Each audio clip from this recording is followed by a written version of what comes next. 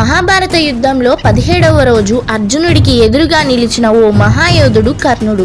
సూర్యుని కుమారుడు, దానవీరుడు, పరాక్రమ ప్రతిరూపం. ఆ యుద్ధం భయంకరం. అర్జునుడు ఓడిపోతున్నట్టే అనిపించింది.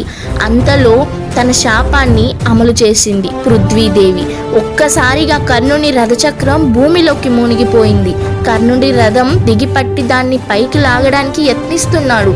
అప్పుడే కృష్ణుడు అర్జునుని చెవిలో చెప్పాడు, ఇప్పుడే అవకాశం వదలవద్దు. కర్ణుడు అర్జున్ని వేడుకున్నాడు, నీకు ధర్మం తెలుసు, నేను ఆయుధం లేకుండా ఉన్నప్పుడు నన్ను ఎలా చంపగలవు అని. కృష్ణుడు కిరాతకంగా నవ్వాడు, నువ్వు అభిమన్యుణ్ణి ఆయుధం లేకుండా చంపినప్పుడు ధర్మం ఎక్కడుంది కర్ణ? అర్జునుడు ఆ మాటలు వినగానే ఒక్క బాణంతో కర్ణుణ్ణి శిరశ్ఛేదం చేశాడు.